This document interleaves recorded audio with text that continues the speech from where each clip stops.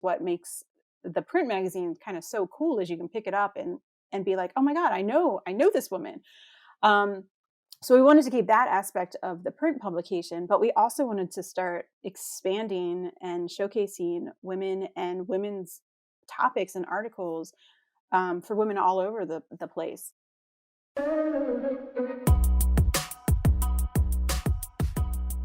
Welcome to the Digital Hive podcast, where we talk all things digital marketing for small businesses. On this episode, I spoke with Kim Dow of Sass Studios and Sass Magazine about marketing her business. We talk about building readership, creating content for the space you're sharing it in, and helping businesses connect better with the audience who will see their advertising. Sass Studios is a boutique branding and creative design studio that specializes in supporting and empowering women-owned businesses by helping them cultivate their visual voice. Sass Magazine is a woman's lifestyle and professional publication that celebrates real women, serving up articles on a variety of topics, including career, wellness, travel, style, beauty, and home, as well as special feature articles.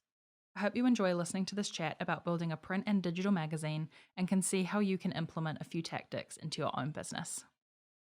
Welcome to the podcast, Kim. It's so good to have you. I'm so excited to be here. Thank you so much for having me, Emma. It's great to have you. So, to get us started, tell us all about you and your business and all of the different parts of it. Sure. So there's a lot of moving parts, just like with any business. So first and foremost, my first business was and is a branding and graphic design company. So we do for full service branding and mostly with a focus in print design. And we love working with all kinds of clients. Our clients range from international associations to small startup businesses, but our passion is really to work with women owned and women oriented organizations. And so that leads into the other side of our business, which is Sass Magazine, which is a women's lifestyle and professional magazine. It is printed quarterly and is distributed in our local area. And then sassmagazine.com is a media resource for women's lifestyle articles where we're posting articles almost daily. That's Amazing. it. I love Yeah, that. Yeah. that's in a nutshell. Yeah. Yeah. So what was the initial motivation for launching the business to start off with? How did you have that idea? So, the branding and design firm is what I started, and I started that in 2008. I had gone to college. I went to college both liking math and art and not knowing what I was going to major in because math and art are like two totally separate things. And I ended up finding graphic design when I was at school, which kind of solved both for me. It had that creative and artistic sensibility, but it also had that problem solving skills of the math side. So, right out of college, I got a job at a local firm and I worked there for several years. And then I just got to the point where I was ready to do my own thing. I wanted to have my own types of clients, I wanted to do my own creative process. Um, so, in 2008, before I turned 30, that just told everybody how old I was. I quit my day job and started my own business without really any clients, with just a laptop sitting on my couch with my dog staring at me. And from there, we've grown into, a full service graphic design and branding studio, and as well as publishing a magazine. So what was the catalyst for the magazine itself? So the magazine I started about 6 years ago, and doing the branding and design and really working with a lot of women owned businesses, startups, and women oriented businesses, a lot of them in our local community. I realized there are so many amazing women in our community, just like how I started out. And there was no outlet really to celebrate or share their stories. These were women that were just doing amazing things just because that's who they were. And sometimes they weren't recognized for it. And on the flip side, doing the graphic design and branding, at the time we were doing the layout and design for several magazines, several different magazines. So I basically combined my knowledge and love of doing design and layouts for magazines and then started a magazine to help kind of have an outlet for these women. And so the magazine was first started just as a local publication, and it's grown, where we've expanded our distribution to more of a regional publication. And then sassmagazine.com is, of course, like a resource for women everywhere. Mm. So walk us through how you got the magazine started. Did you start like sell advertising first? How did you kind of get the ball rolling with it? Yeah, so I will say, other than doing layout and design for magazines, I had no publishing experience when I started the publication. I really have completely learned and taught myself as I go, which, most entrepreneurs do and find themselves doing every day. Um, so the way that I started, I kind of just did what I thought, using my marketing and design background, sort of what would people expect? What would advertisers want? What are the types of articles and content that people want? I think I did like a really brief like survey where I sent it out to several women that I knew and got some feedback, and then created a media kit and reached out to potential advertisers, a lot of which were at the time some of our clients who wanted to support us. And honestly, like right from that first issue, we had a really good response and a lot of support, and people were really, really excited because, as I said, there wasn't an outlet in this area to really showcase women doing kick-ass things. So, and that's essentially how it started. No investors. I invested it in myself. It started out as a passion project that I kind of did, in the evenings, and it's just grown from there. Mm. Yeah, I guess it's that thing of like when there's a gap in the market and people really want it, it's not as hard to get like the ball in terms of like people getting bought in. And it's that initial response that can help you kind of see that you're on the right track as well. It's like, okay, yeah, people want this. It's not just my it's not just my thing. I'm getting feedback from other people out there that this would actually be really good.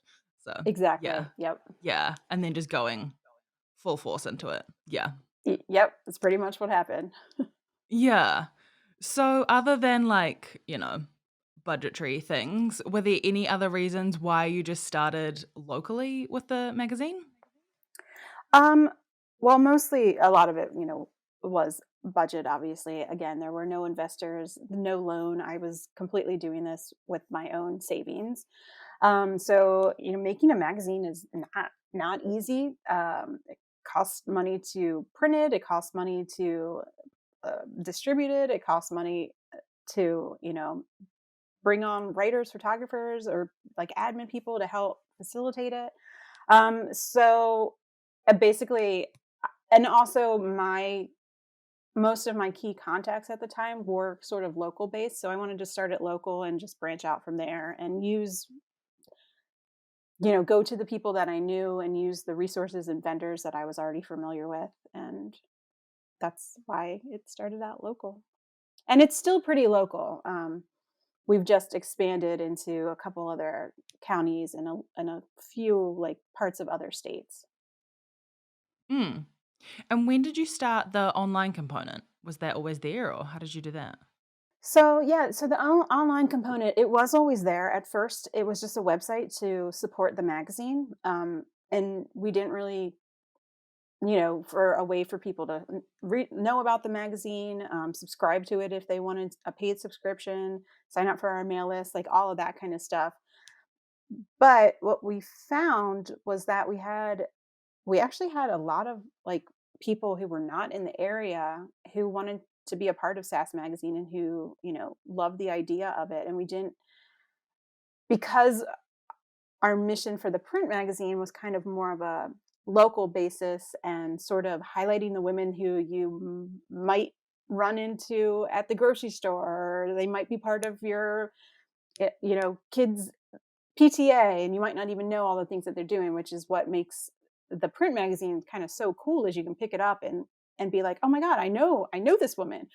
Um, so we wanted to keep that aspect of the print publication, but we also wanted to start expanding and showcasing women and women's topics and articles for women all over the place. So we started slowly adding in, kind of a blog and a post part of our website where we would occasionally write some articles that might accompany kind of like the print issue or showcase a woman who's not in our region as a woman to watch spotlight. Um, so that kind of went on for a couple years. And then I will say when COVID hit, we couldn't really distribute our magazines. We couldn't do our photo shoots in person.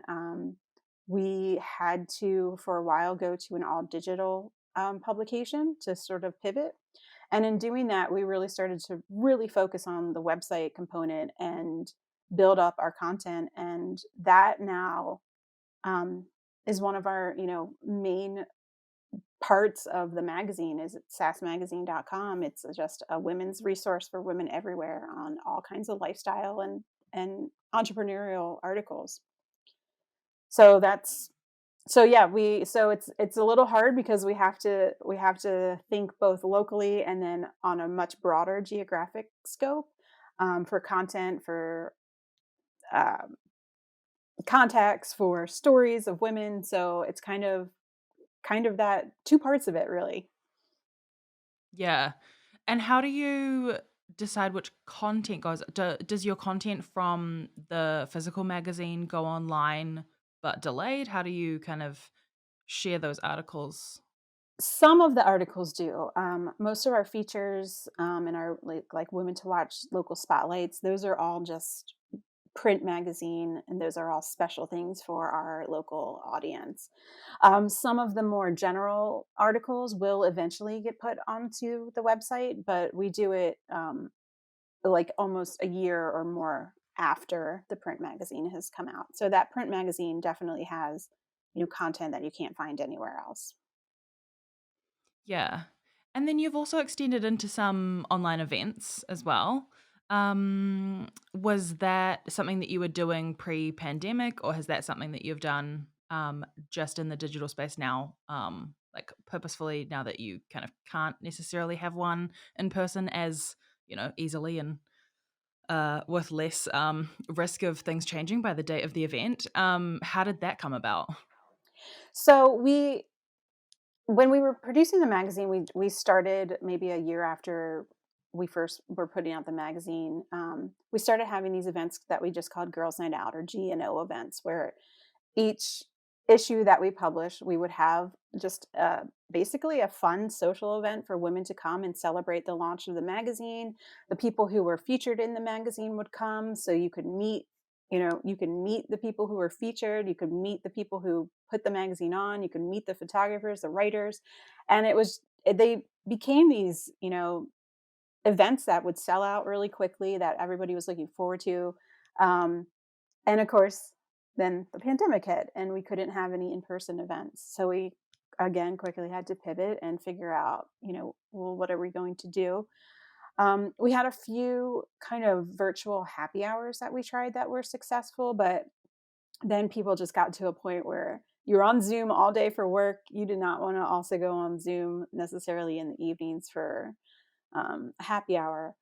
So what we did is we took our really popular event called Like a Boss. At the time before the COVID, they were called roundtables, and you would go and you would sit at one round table will be talking about this particular topic, another table will be talking about this particular topic.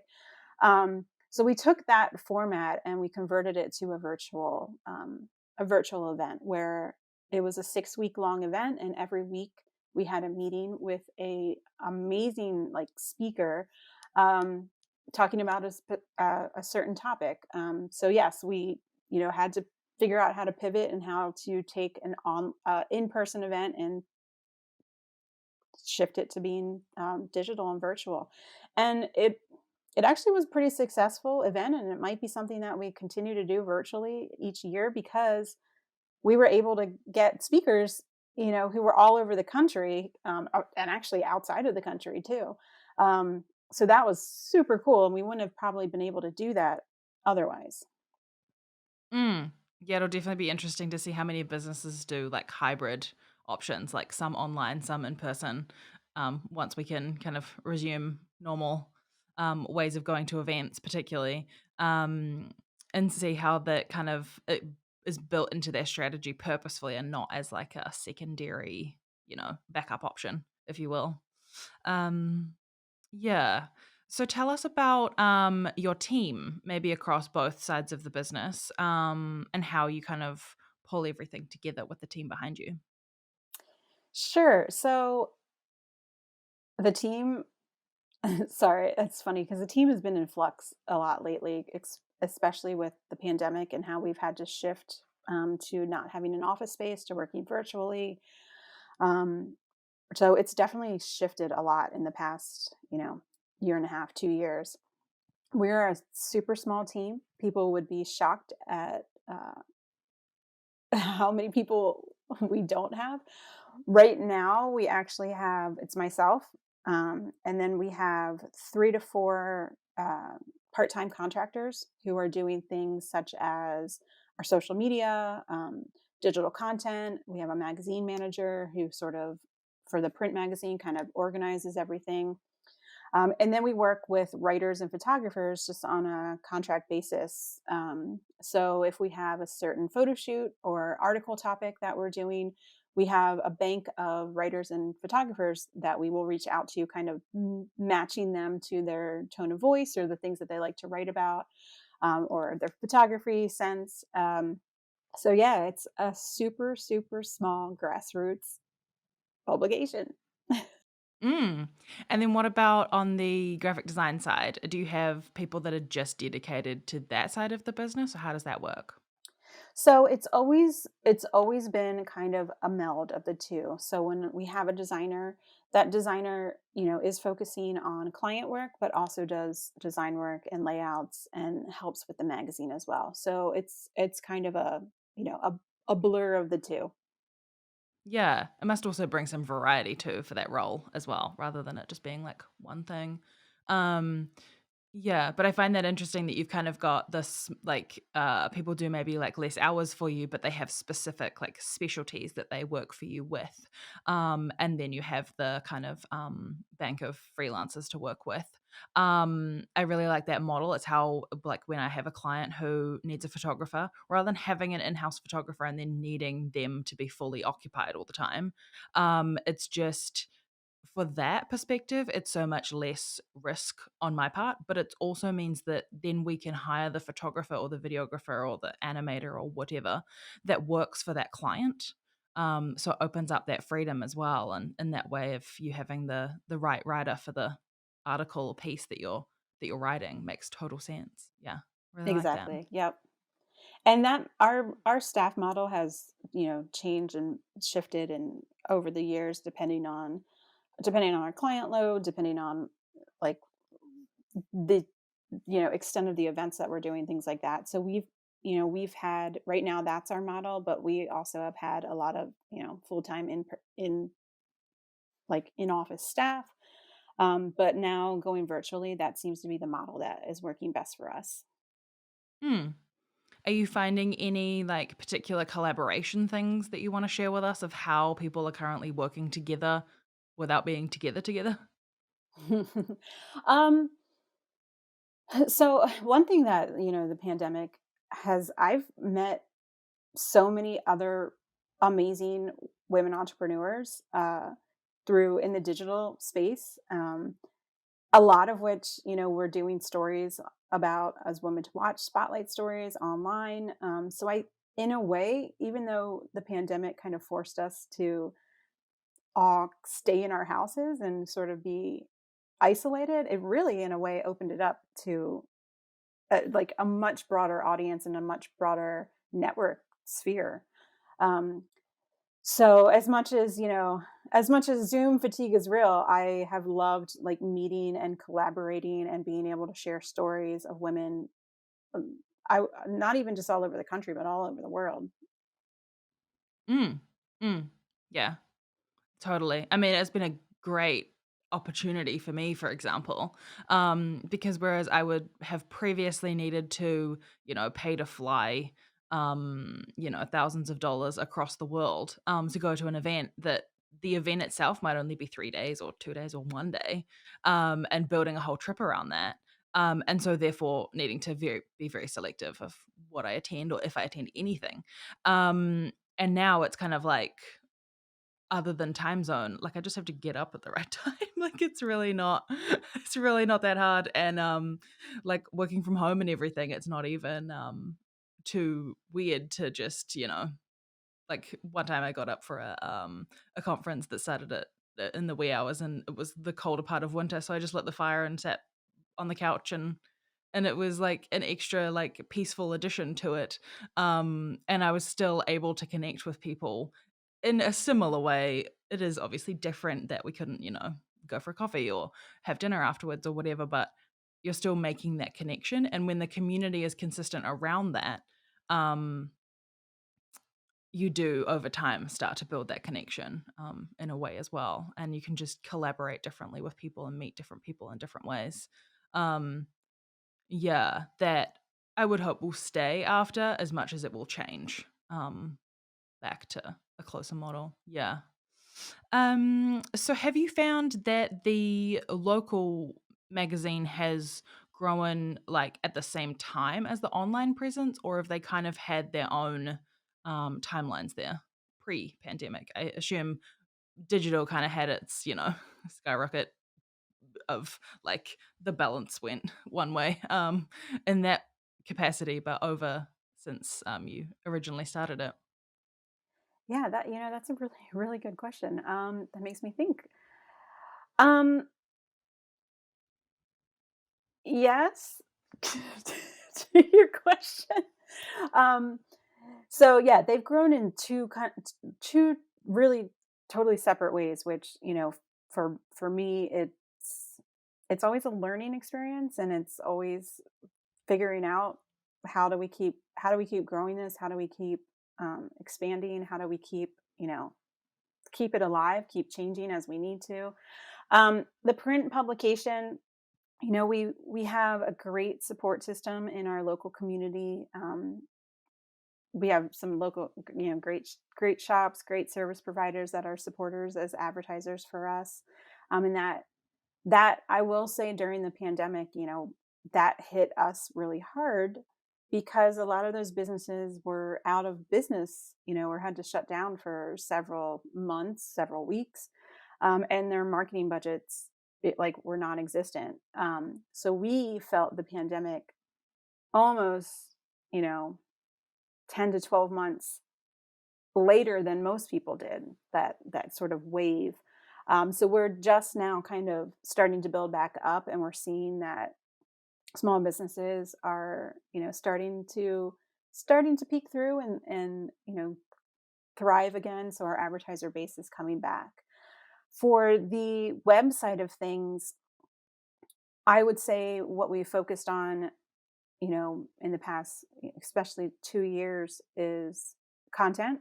Just uh, doing more really good content. We're focusing on our SEO, and now we're focusing on collaborations or partnerships with some different companies for some affiliate stuff, for some sponsored article posts. So that's sort of the next phase that we're really kind of trying to work into. We're trying to, since we have started to put so much effort, time, and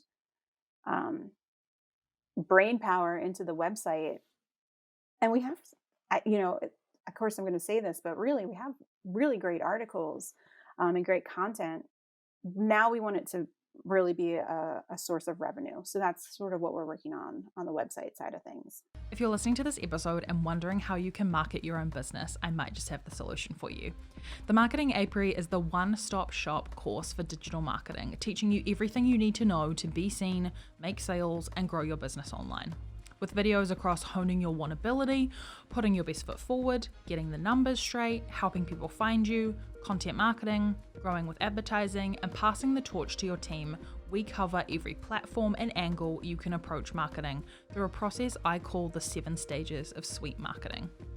Since DIYing everything alone and molding everything for your business can bring up a lot of questions and maybe some decision fatigue, we have Q&A calls every 2 weeks so you can submit your questions and receive answers customized for your business from me, even if you can't attend those calls live. To find out more, you can pause the episode and go to themarketingapiary.com or find the link in the show notes once you're done listening. For now, let's get back to the episode. So, in terms of how you're promoting each of the different aspects of your business, how do you do that? Walk us through each of the parts.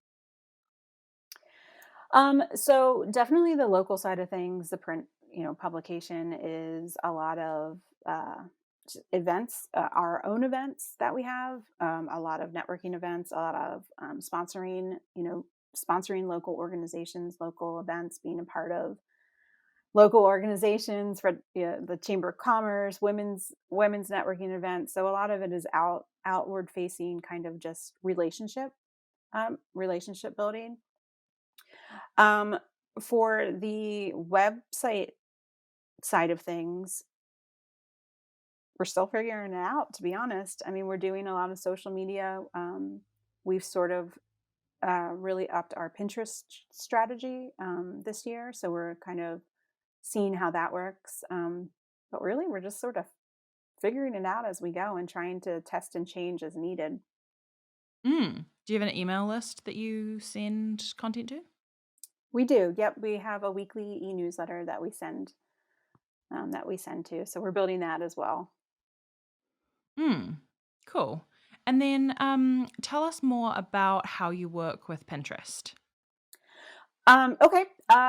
So this is a focus that we, really kind of zoned in on this year because like the types of articles that we do, the lifestyle articles, a lot of the business articles, a lot of style articles, travel articles, all of that are really resources that people are looking on via Pinterest, and they're using Pinterest as a search engine. And, you know, Pinterest also is a majority women used search engine, although it is definitely broadening and expanding.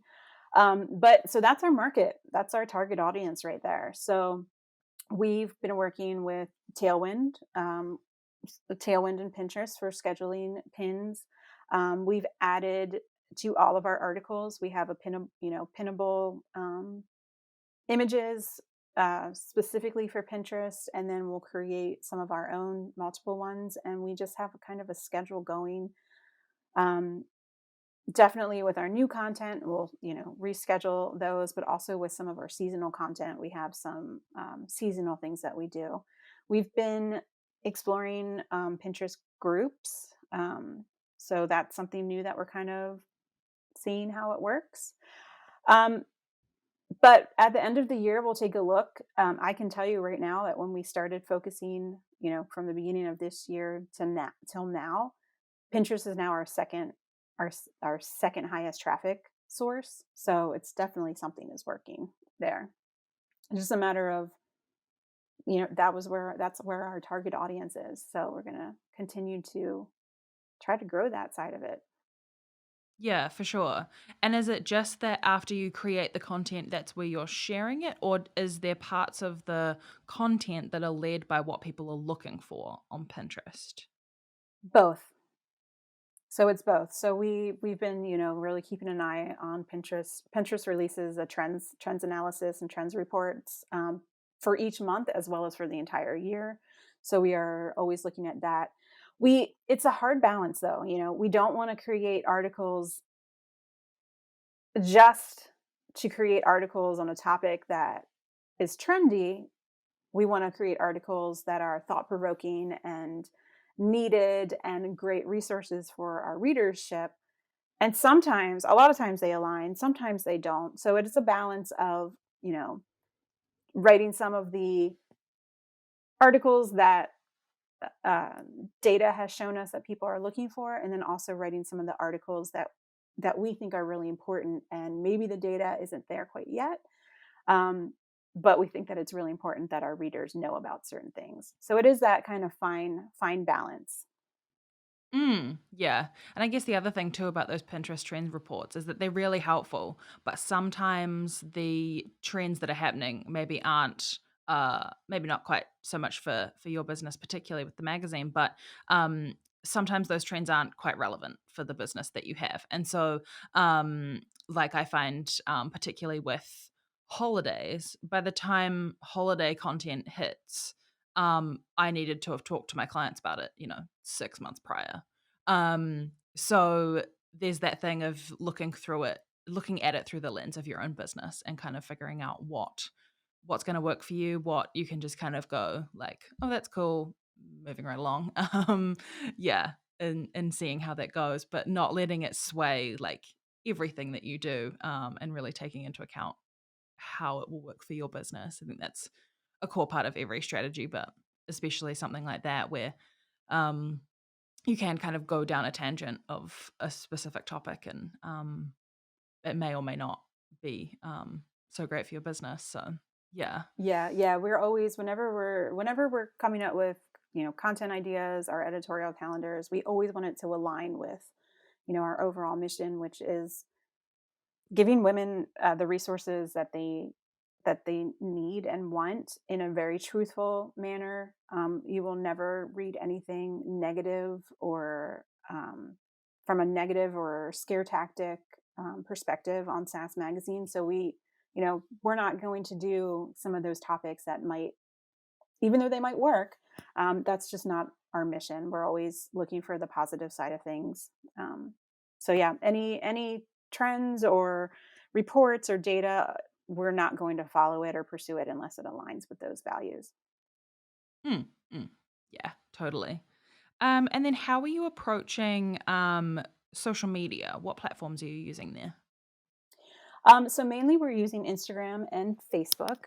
Occasionally we will use LinkedIn for some of our more professional focused articles.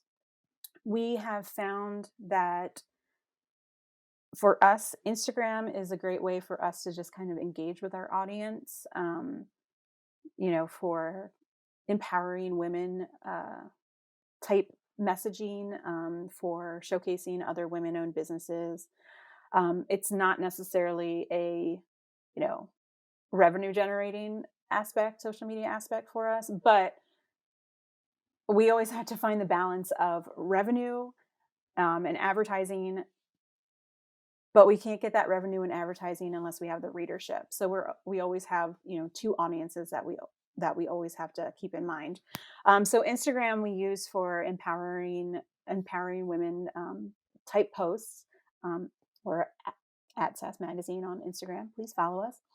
And then Facebook, we do, content posts on Facebook, but what we've really found that Facebook works for us is for our events. That is the way that when we're having events, that a lot of our attendees find out about it is through Facebook. So even though we, post content on Facebook to keep our page active and to have resources there, really where that falls in is with those events. Mm, mm. Yeah, that makes sense. And then kind of just creating the content, well, sharing the content that is the right fit for LinkedIn as and when you have it. Yeah. Yeah, it is that balance of readership, um and then that means engaging with your existing readership and getting in front of new people. And then there's also the connections, advertising, promoting the events, all of those kind of things.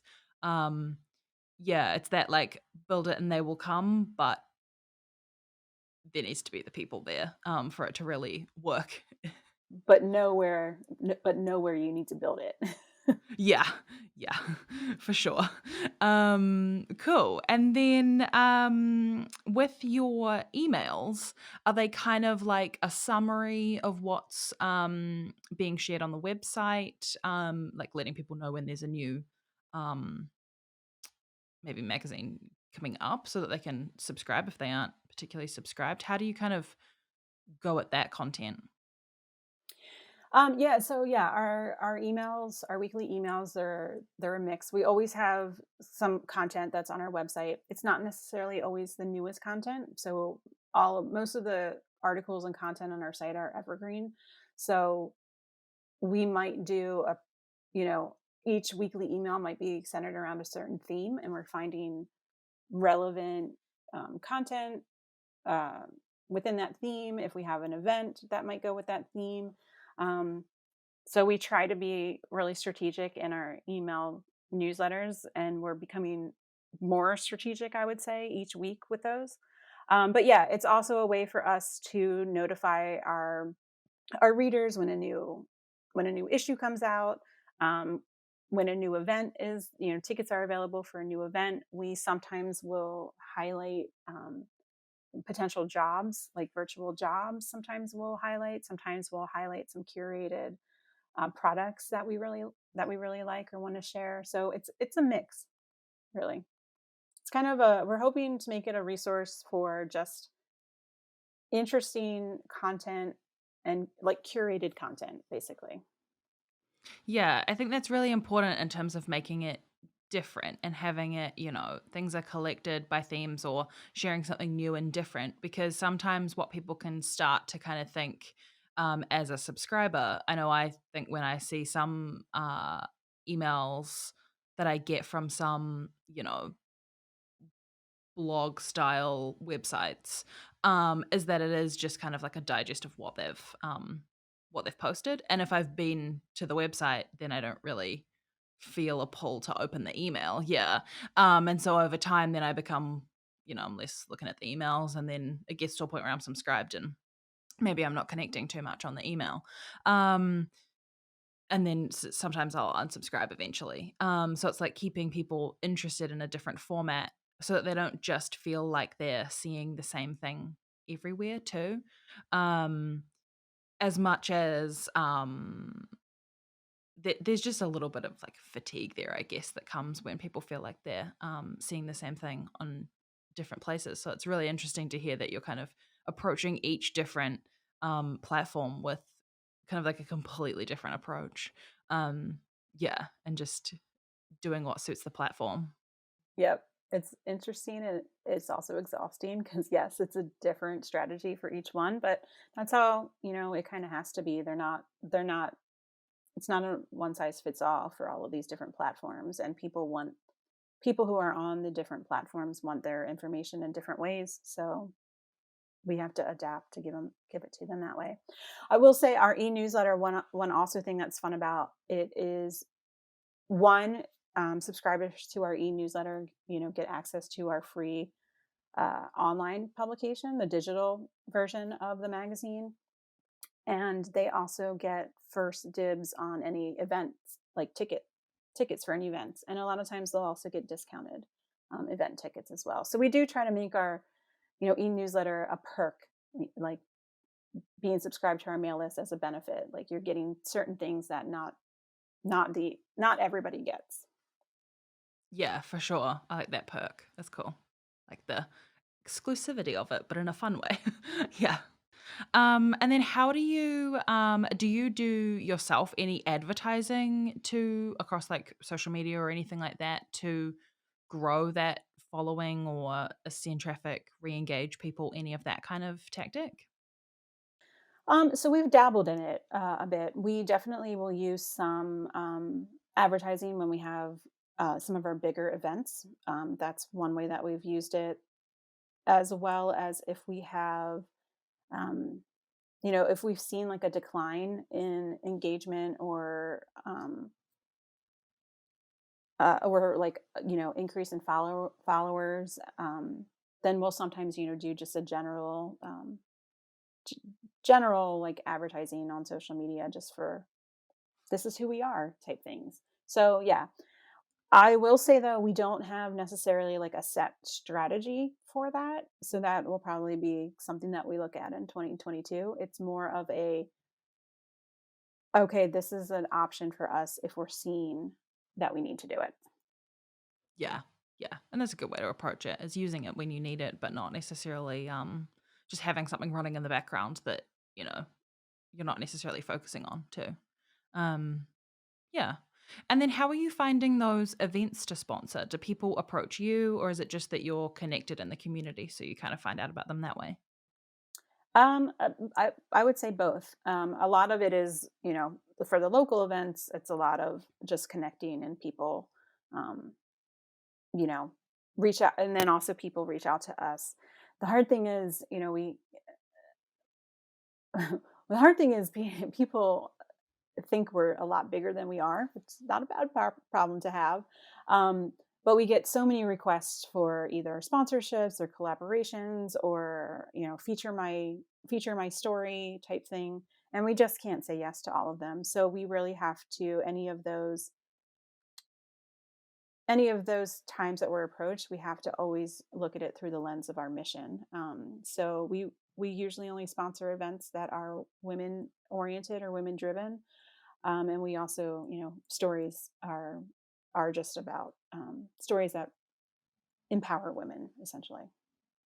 It's good to have that filter as the basis. And then what do you do if you do go back to people and let them know that you won't be, or is it more just like an out of office that says, well, like, like an automatic response that says we'll come back to you if we are interested? How do you manage that?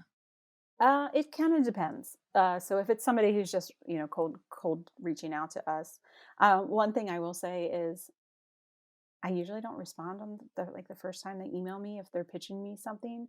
Um, if they really mean it, they'll follow up. So that's just a little tidbit to anybody who is pitching SaaS or probably any other publication or podcast or media source. Um, for the local things, people that we know of or who have reached out to us specifically to us, yeah, I will respond to them and just explain to them, this sounds like a really great event or uh, nonprofit or initiative, but it just doesn't fit in our wheelhouse. And a lot of times, because we have met and have learned and have connections with so many people, a lot of times I will also try to refer them to somebody who might be able to help them out. And then how do you reach out to your advertisers? How do you get them on board? Is it sending out that media kit? Is it meeting them at networking? How do you approach that? All of the above. A lot of times, it's cold emails or cold calls. A lot of times, it is just having to network and meet them in person and really get to know their business and their marketing and advertising goals. And then we have advertisers who are reaching out to us as well. So it's a really big mix. One of the things that we always ask when somebody, either when we're reaching out to somebody or when somebody comes to us, is the first question we ask is, what are their goals? Who's their market and what are their goals? We want to make sure we don't just want, as much as I would love to have tons of revenue, we don't want a company advertising in our magazine that won't really see any ROI on it. So we do want to make sure that our advertisers are aligned with our readership. And what we do is we get really creative on things. So, women's magazine, women's lifestyle, the things that come to mind: beauty, style, maybe family stuff, relationship stuff. But we don't want to, and yes, we have all of those, but we get creative, in terms of one of our big advertisers is an automotive and tire company. And that's not something you might associate with women, but really it's intimidating as a woman to go to a mechanic or auto body or, get your tire changed when you might not know about it. So we work with them, and they do specific ads that are geared towards women. So we have a lot of advertisers that are like that, where we get really creative so that they are strategizing how to talk to our readership, our niche, instead of just trying to talk to everybody. Yeah, I think that also just shows off how smart that company is in terms of like we have this whole demographic that we aren't necessarily engaging um, with people who potentially aren't being brought in by their partner, their father, their whatever. How can we get in front of these people? Because as much as women don't necessarily feel as confident stereotypically walking into a mechanic, we drive cars. We need tires. So it as much as like you see the ad and it might be like, oh, okay, this is not what I was expecting. The person who's reading it still has the need for that product, and so it's about the positioning. Exactly. And the good thing, what kind of makes us unique is because we have that experience in the branding and design and marketing, we can really help guide our clients to come up with that marketing strategy to since we also really know our audience and our readership. So we try to really work with them to come up with a strategy that will work. They don't always listen to us, which is fine, but we can help them when needed. Mm. And do you find that they often, tailor make the ad for the piece, or are they more like, "This is our thing that we put in magazines?" I'd s- I'd say it's about 50-50. Yeah, I'd say it's about 50-50. So, and we actually do a lot of the ad designs for our advertisers as well because again, we have the whole design side of things. So that's another perk that we can offer our advertisers. And when we design the ads, we definitely design them with our readership in mind. In terms of, say, like, lapsed subscribers or anything in terms of, like, the magazine, how do you have any kind of marketing that you do around that, to keep people subscribed, to go back to people? Do you remind them when it's renewing? How do you keep people, subscribed? How does that work? So I would say this is definitely something that we have to work on. Because we don't necessarily have anything set in place. Like we don't have an email sequence for when we see people not active on our e-newsletters. When people's magazine subscriptions run out, we do try to notify them. It's a little hard because, we're essentially like we're not a big company. We're essentially like stuffing magazines in envelopes ourselves and mailing them with a mail label and a stamp because we don't have a big enough subscribership to go through a mail service provider or a printer, a commercial printer for mailing. So we have started really focusing on that more where we'll send a little note into people or this last issue time around because a lot of people's subscriptions lapsed over COVID and during the pandemic because everything was it's like nothing was normal. So we sent out just as a little gift to some of our past subscribers the latest issue to try to get them to, re-engage. But it's definitely not something that we have process for right now, and it's something that we need to focus on. And I guess there's a certain amount of consistency there as well. So how many issues are you doing a year? So we just do four. So we're a quarterly publication right now. There's a chance that we might up it in the next couple of years, but as of right now, four issues keeps us really busy. Yeah, yeah. It's that thing of like, do I go bigger or do I go bigger in different areas rather than just like adding on extra issues there? Yeah. So right now our focus is going bigger in different areas. But we'll come back to that, print publication, and we'll see what that turns into in the future. Yeah. I mean, I feel like the world is going to change even more in the next year than we can kind of really anticipate, and then stay the same in so many different ways because of the new things that people have adapted to and then found that they actually really enjoy. Yeah. Exactly.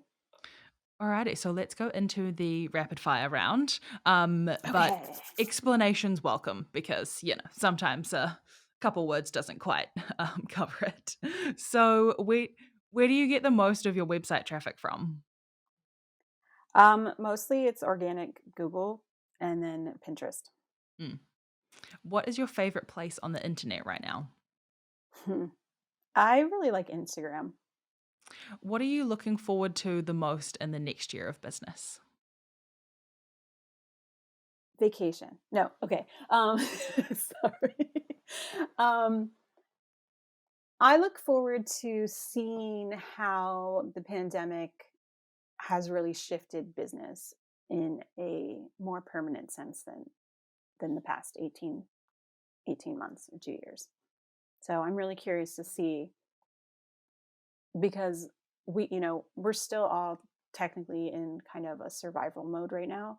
So when we are out of that survival mode, I'm really curious to see what comes out of it that is long standing. Yeah, I feel like the only industry we kind of know where it will probably go is e-commerce, and that's just that it will grow. But yeah, so many other things that could go so many different ways in different parts of the world as well. Yeah. So if someone is listening to this episode and they want to grow their online content business, what is the one thing you recommend they do next? um, I recommend that they make sure that they research and know about SEO, because as you're creating content, unless people are reading it, there's no reason to continue to like recreate. I would also tell them to try to create evergreen content that they can update, and repurpose and reuse on a bunch of different platforms. So always think about not just the one-off thing, but how can you use that in multiple ways. Mm. It'll save you a lot of time and effort that way, and it'll get across to a much broader audience.